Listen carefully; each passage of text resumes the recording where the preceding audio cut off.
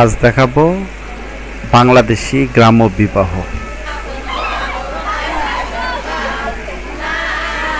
এখানে বিয়ের আগে, গায়ে হলুদের আগে গ্রামের মুরব্বী বা মহিলারা গীত গেয়ে থাকে। সেই গানটি গাচ্ছে, এই গানকে গীত বলা হয়। গীত শেষ হলে তখন সবাই ছেলের বাড়ি অথবা মেয়ের বাড়ি গায়ে হলুদ দেওয়ার জন্য সেজে গুজে হলুদ কাপড় এবং ডালাতে হলুদ সাজিয়ে ছেলের বাড়িতে অথবা মেয়ের বাড়িতে যায়।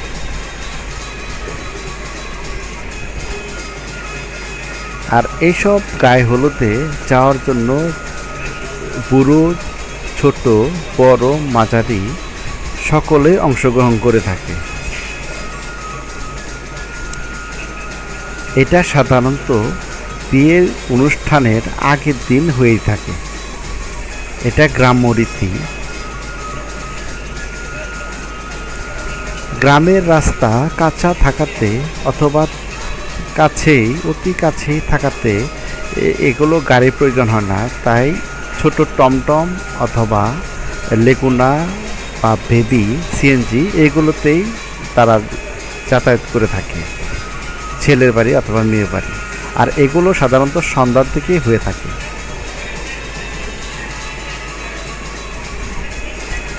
গ্রামের অপরূপ দৃশ্য খুবই ভালো লাগে সবারই মন করা। ছেলে, বুড়ো, বাচ্চা, ছোট বড় সবাই যখন সেই গায়ে হলুদে অংশ নেয়, তারা বিভিন্ন সাজে সজ্জিত হয়ে থাকে। আর গায়ে হলুদে সাধারণত হলুদ কাপড় পরিধান করে থাকে ছেলে অথবা মেয়ে উভয়েই।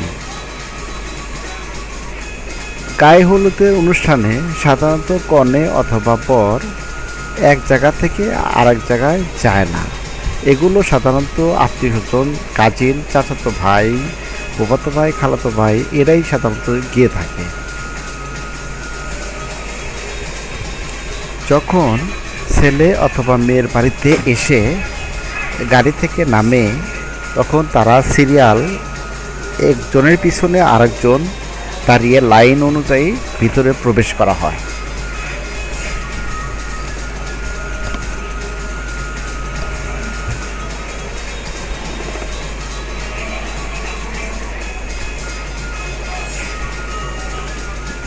যখন ছেলে অথবা মেয়ের বাড়িতে প্রবেশ করে, তখন তাদেরকে আমন্ত্রণ জানানো হয় এবং স্বাগত হিসাবে তাদের বাড়িতে প্রবেশ করে ছেলে অথবা মেয়ের বাড়িতে গিয়ে। এসব ফুলের হাতের ডালা থাকে, সেই ডালাতে মিষ্টি, কাঁচা হলুদ এবং ফুল এগুলোই সাধারণত থাকে। যখন মেয়ের পক্ষ ছেলে বাড়িতে আসে, তখন প্রথম হলুদ সাধারণত মুরব্বী, নানি, নানা অথবা মা, বাবা তারাই প্রথম দিয়ে থাকে।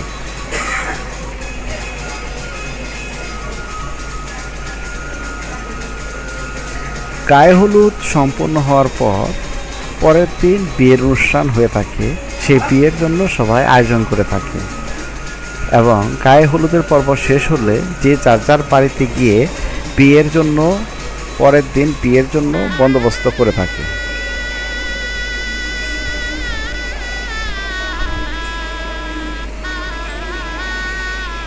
পরের দিন যখন বিয়ের অনুষ্ঠান হয়, তখন ছেলে যখন মেয়ের বাড়িতে সাদা পাঞ্জাবি, গলায় মালা, মাথায় মুকুট এবং হাতে রুমাল দিয়ে যখন মেয়ের বাড়িতে আসে, তখন মেয়ের সবাই ঘের ধরে।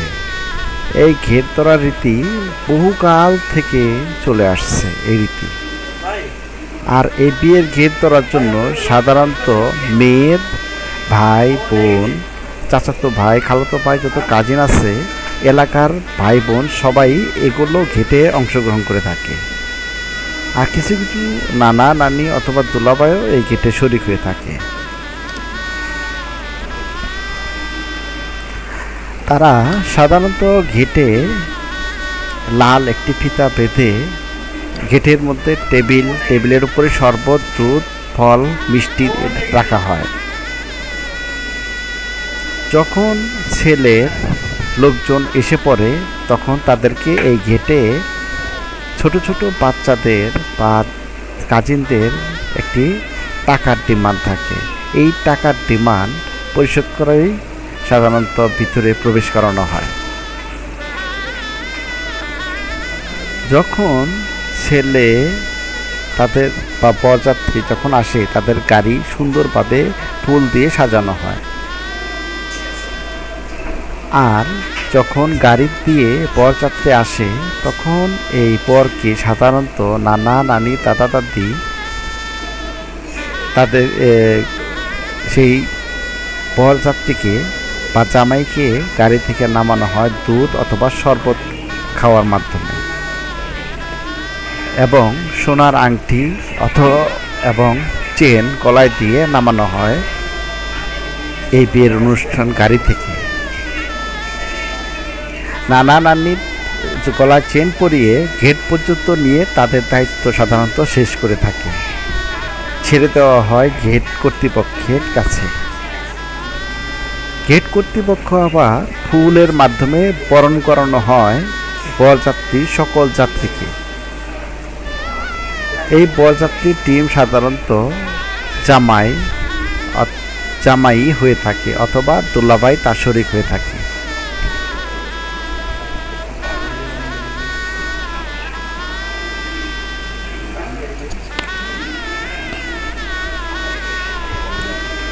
এসব অনুষ্ঠান ভিডিওর মাধ্যমে সুন্দরভাবে ধারণ করা হয় যাতে ভবিষ্যতে এগুলো দেখে নেওয়া যায়। যখন বরযাত্রীর দেনা পাওনা শেষ হয়ে যায় বা মিটে যায় তখন কেচির মাধ্যমে ফিতা সুন্দরভাবে কাটা হয়। এই গেটের দেনাতরমা বা টাকার মাধ্যমে পরিশোধ করার মাধ্যমে তাদেরকে ফুলের মাধ্যমে বরণ করে ভিতরে প্যান্ডেল আছে কাপড়ের মাধ্যমে বেড়া দেওয়া হয়, যেখানে খাবারের বন্দোবস্ত করা হয় সেখানেই নিয়ে যাওয়া হয় বরযাত্রী কর্তৃপক্ষকে বা বরযাত্রীর টিমকে।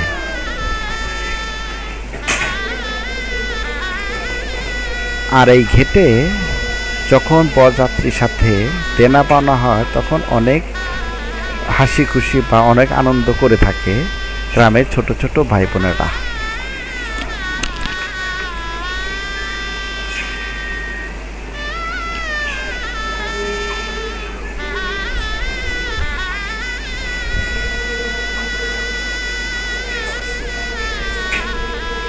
আর এসব টাকা তারা নিজেদের মধ্যেই ভাগ করে থাকে।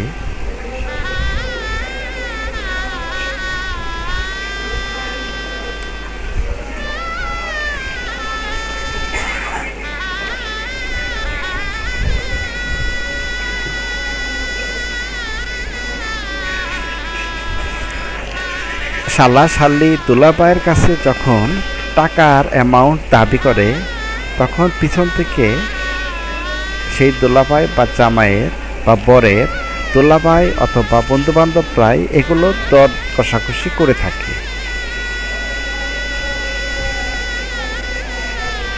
এই দর কষাকষি পরিশোধ হলে তখন তাদেরকে বা জামাইকে শরবত অথবা দুধের মাধ্যমে এই রাগ ভাঙানো হয় অথবা এই তিন দরবার সমাপ্তি ঘটনা হয়। মাঝখানে একটি টেবিল বসিয়ে টেবিলের এক পাশে বরের অংশ অপর পাশে কনের বাড়ির অংশই থাকে। টেবিলের ভিতরে ফুল, মিষ্টি এবং ফুল, দুধ এগুলো পরিবেশন করা হয়।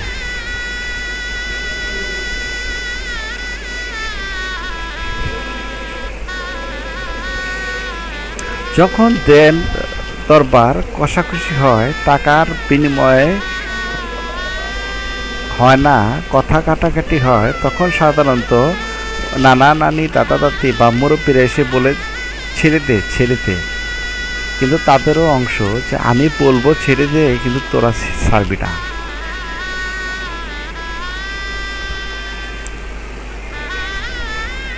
এই টাকা পয়সা নিয়ে সাধারণত ঝামেলা হয় না, সহজেই মিটে যায়।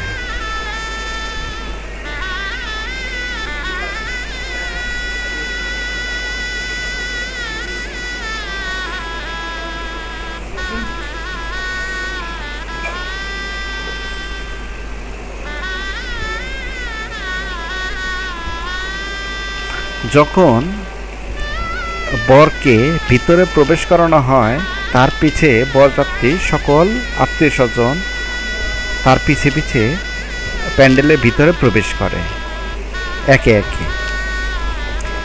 এখানে বরযাত্রীর জন্য আলাদা স্টেজ করানো হয়, সুন্দরভাবে লাল সাদা কাপড় দিয়ে বা রঙিন কাপড় দিয়ে ছোট্ট একটি স্টেজ, যেখানে শুধু বর এবং তার কিছু বন্ধুবান্ধব সেখানে বসে খাবার গ্রহণ করবে। আর আত্মীয় স্বজন তাদের জন্য টেবিল চেয়ারের বন্দোবস্ত করা হয়ে থাকে।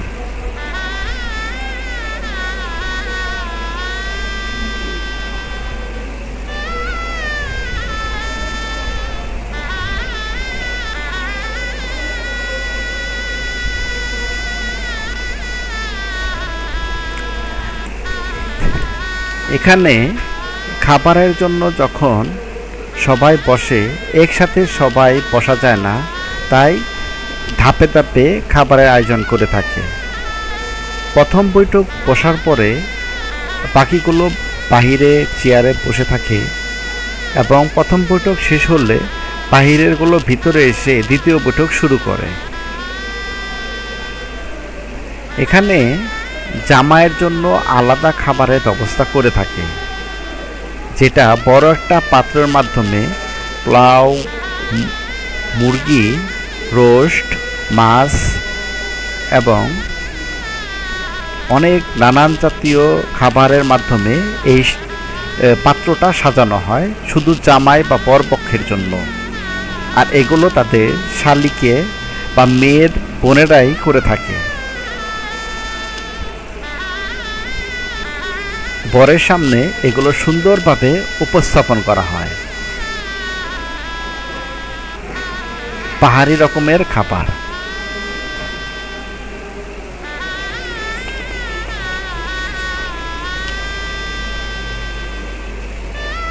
বর সাধারণত একাই এগুলো খায় না, এগুলো তার বন্ধুবান্ধব বা তার পাশে থাকা দুলাভাইরাই এসব খাবারে অংশগ্রহণ করে থাকে।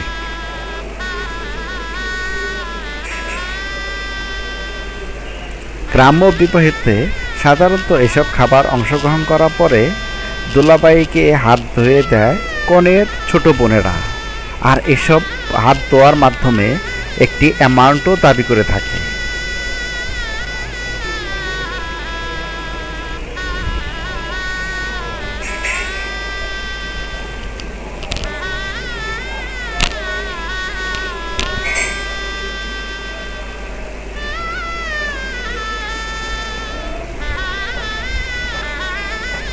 আর পরের খাবারের কোনো অবহেলা হচ্ছে কিনা এসব বিষয়ে মেয়ের খালা, ফুপি অথবা মুরব্বীরাই এসব তদারকি করে থাকে।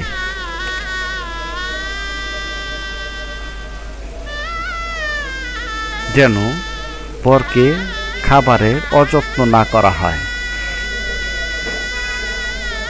আর চাচা, বাবা, মুরব্বীরা তারা বরযাত্রী যেখানে অনেকগুলো বসেছে খাবারের জন্য, সেগুলোই সাধারণত তদারকি করে থাকে, যেন তাদের খাবারের কোনো কমতি অথবা অযত্ন না হয়। আর এসব ভিডিওর মাধ্যমে, ক্যামেরা অথবা মোবাইলের মাধ্যমে ধারণ করা হয় ভবিষ্যতের জন্য।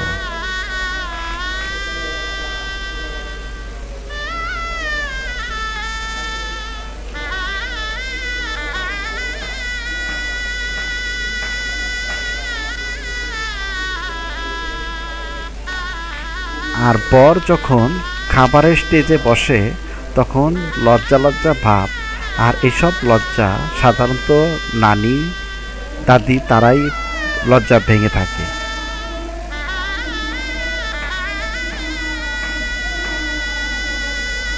পাশে ছেলের শালিকা অথবা মেয়ের বোনেরা পাশে দাঁড়িয়ে দাঁড়িয়ে তাদের খাবার দৃশ্য দেখে এবং নজর রাখে কোনো কমতি না হয়।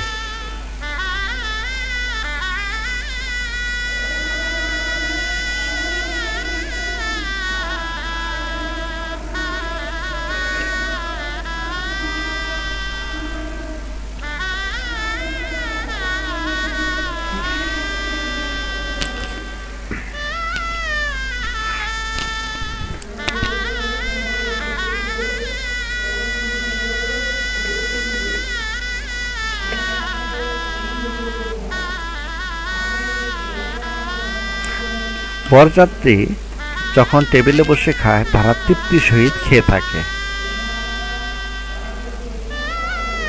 আর যারা খাবার দিচ্ছে তারাও সুন্দরভাবে পরিবেশন করে থাকে।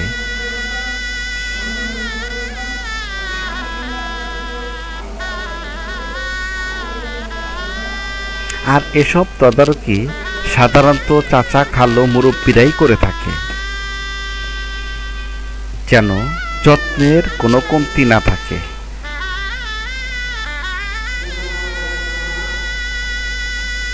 সবাই সাধারণত তৃপ্তি সহকারেই খেয়ে থাকে।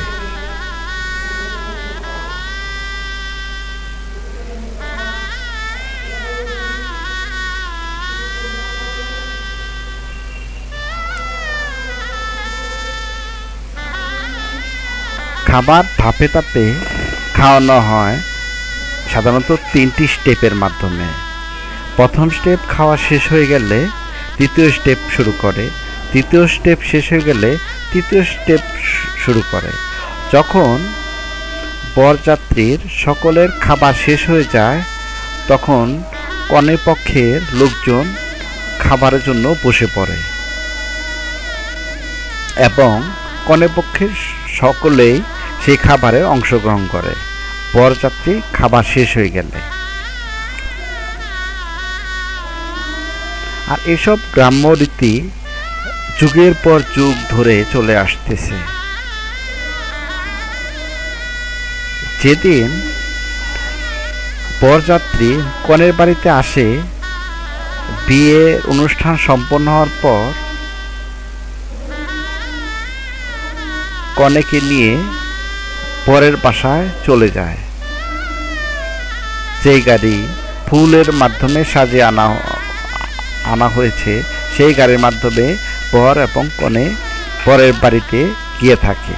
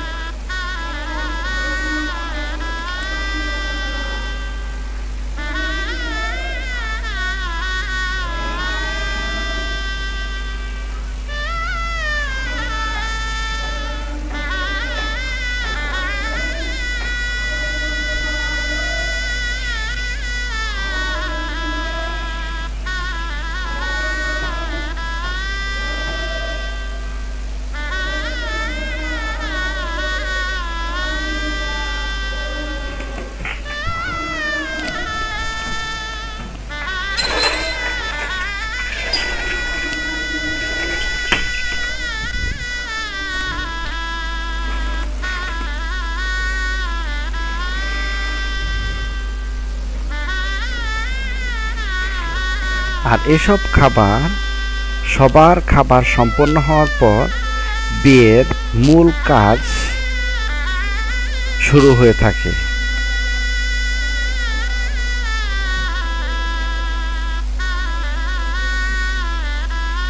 এগুলো খাবার অনুষ্ঠান সাধারণত দুপুর 1টার পরে 2টা, 3টা, 4টা, 5টাও বেজে থাকে। আর বিয়ের অনুষ্ঠান সাধারণত সন্ধ্যার সময়ই বা বিকেলের পরেই হয়ে থাকে, যখন সূর্য ডুবে যায় প্রায়।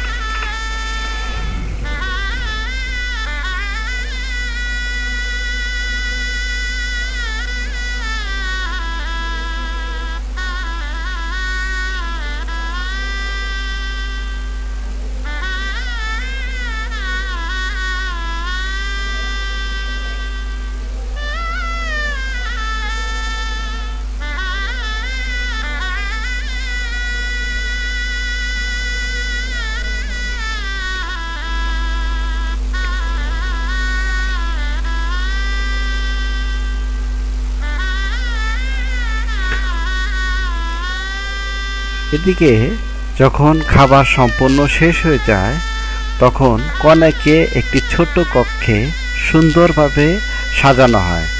আর এসব সাজসজ্জাতে গ্রামের মেয়ে বা তার মেয়ের বান্ধবী, কনের বান্ধবী অথবা বিউটি পার্লারের লোকজন এসেই করে থাকে। আর এসব সাধারণত লাল শাড়ি, লাল চুড়ির, স্বর্ণের বা ইমিটেশনের গহনা পরে সুন্দরভাবে সাজানো হয়।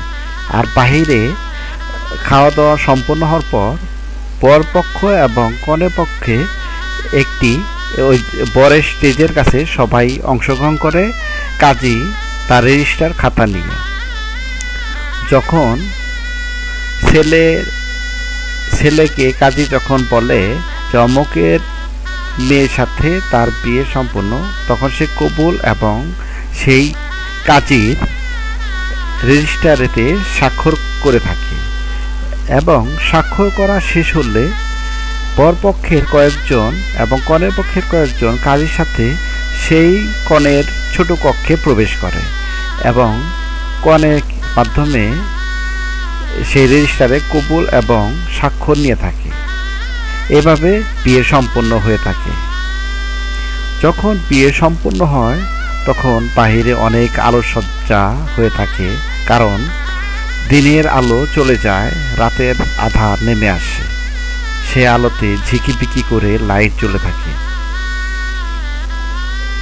এভাবে যখন বিয়ে সম্পূর্ণ শেষ হয়ে যায় তখন বরপক্ষ কনেকে নিয়ে তাদের বাড়িতে যাওয়ার জন্য প্রস্তুতি হয় এবং বরের গাড়িতে কনেকে নিয়ে পরের বাড়িতে যাওয়া হয়। এবং পরের দিন মেয়ের পক্ষরা বরের বাড়ি গিয়ে থাকে। কনেকে আবার বরসহ তাদের বাড়িতে 3 দিন 4 দিনের জন্য আবার আসে এবং এইভাবে গ্রাম্য বিবাহ সম্পন্ন হয়ে থাকে।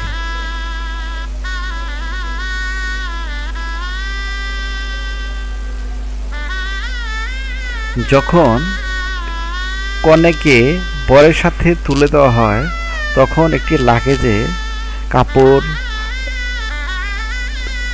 কাপড়, মেয়ের ক্রিম, মানে যত আসবাবপত্র সব কিছু বরের সাথে দেওয়া হয়।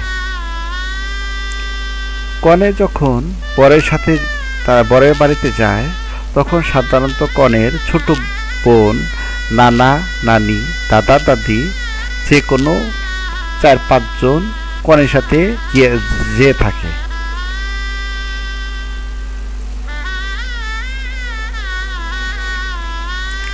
যখন বরপক্ষ কনে পক্ষের বাসায় আসে তখন বরপক্ষের মা সাধারণত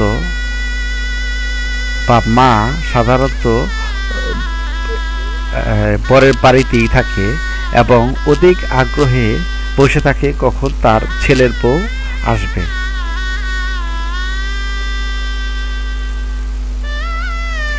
এদিকে যখন কনেকে বিদায় দেওয়া হয়, কনে এবং তাদের মা, আত্মীয় স্বজন সবার মধ্যে একটি বেদনার ছাপ ফুটে ওঠে এবং একটা আত্মীয় একজন আরেকজনের জড়িয়ে ধরে কেঁদে থাকে।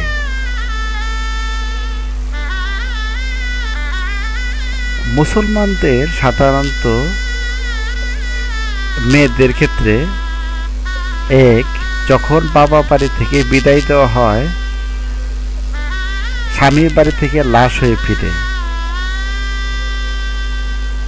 মানে তারা বিবাহের আবদ্ধ হওয়ার পর সারা জীবনের জন্য তারা একে অপরের পাশে থাকবে এই বলেই তারা কবুল বলে থাকে এবং রেজিস্টারে সই করে থাকে।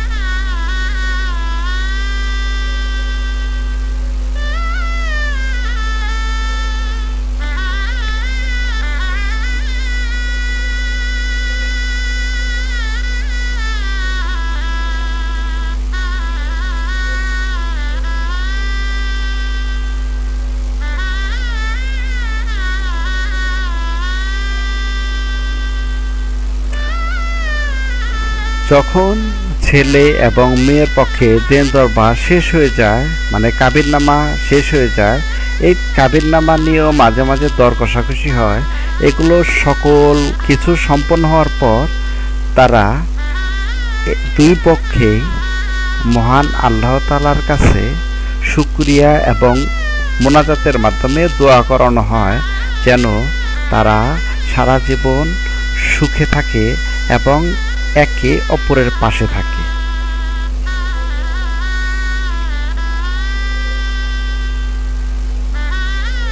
আর এসব ভিডিও ক্যামেরা মোবাইলের মাধ্যমে ধারণ করে থাকে ভবিষ্যতে এগুলো ফ্রিজে রাখার জন্য।